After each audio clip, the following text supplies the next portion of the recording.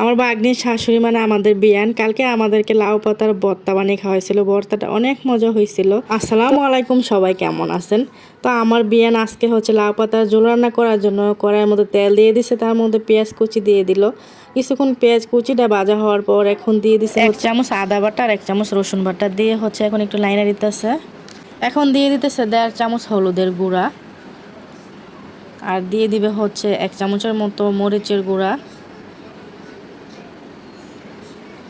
তো মরিচের গুঁড়াটা দিয়ে একটু নাড়া, তারপরে দিয়ে দিবে হচ্ছে এখন একটু পানি।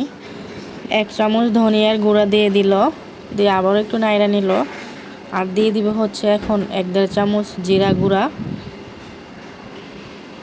জিরা গুঁড়াটাও দিয়ে দিল, আর 1 চামচ লবণ দিয়ে দিবে। এখন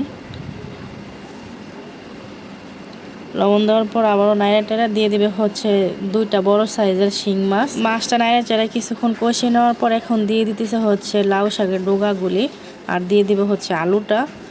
এগুলো আগে দিয়ে দিলে ভালো হয়, কারণ এগুলো সিদ্ধ হতে একটু সময় লাগে, তাই ডোগা আর আলুটা আগে দিয়ে দিছে।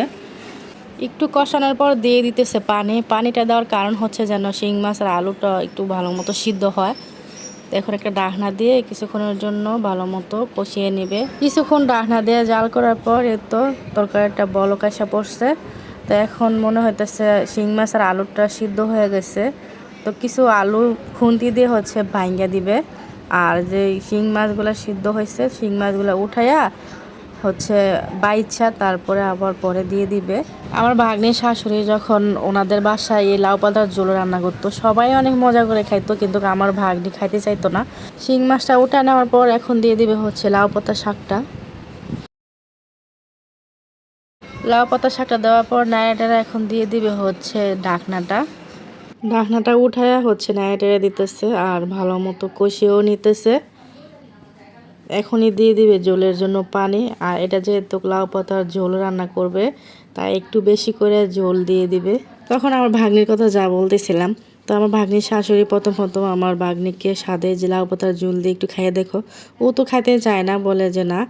তো ও শাশুড়ি জোর করে একটু ওরে দেয় পাতের মধ্যে। তো ও একটু ভাত দিয়ে খাওয়ার পরে বুঝতে পারছে যে লাউ পাতার ঝোলটা যে কতটা মজা। ওর ভাগ্নি লাউ পাতার ঝোল দিয়ে ভাত খাওয়ার পর থেকে ওর শাশুড়ি লাউ পাতার ঝোলের তরকারিটার প্রশংসা করতেই থাকে সারাক্ষণ, বলে যে অনেক মজা হয়, অনেক মজা হয়। যে শিং মাছটা তরকারি থেকে উঠে রাখছিল সেই শিং মাছটা কাটা বাইছা হচ্ছে এখন দিয়ে দিছে, দিয়ে নেয় নিতেছে। তো বিয়ান যখন আমাদের বাড়িতে বেড়াইতে আসে তখন বিয়ানকে বলি যে বিয়ান আপনি নাকি অনেক ভালো লাউ পাতার ঝোল রান্না করতে পারেন। বিয়ানি বললো যে হ্যাঁ, তো লাউ পাতা আনেন, আমিও আপনাদেরকে রান্না করে খাওয়াবো।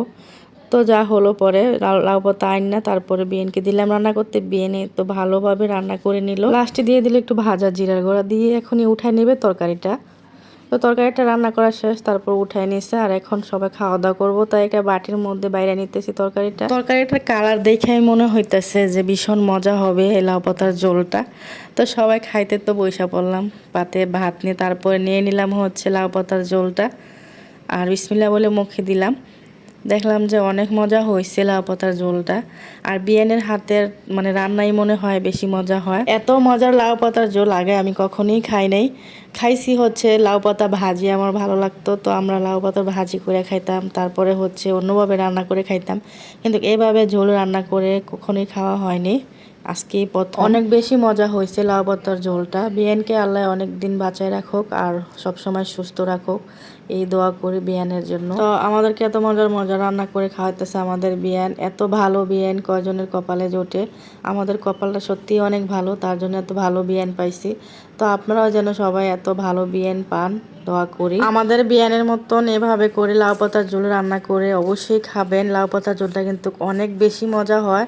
আপনারা একবার খাওয়ার পর বুঝতে পারবেন যে কতটা মজা, এর আগে বিশ্বাস করবেন না। খাইতে খাইতে বিদায় নিয়ে নিলাম। আপনারা সবাই অনেক অনেক বেশি ভালো থাকবেন। আল্লাহ হাফেজ।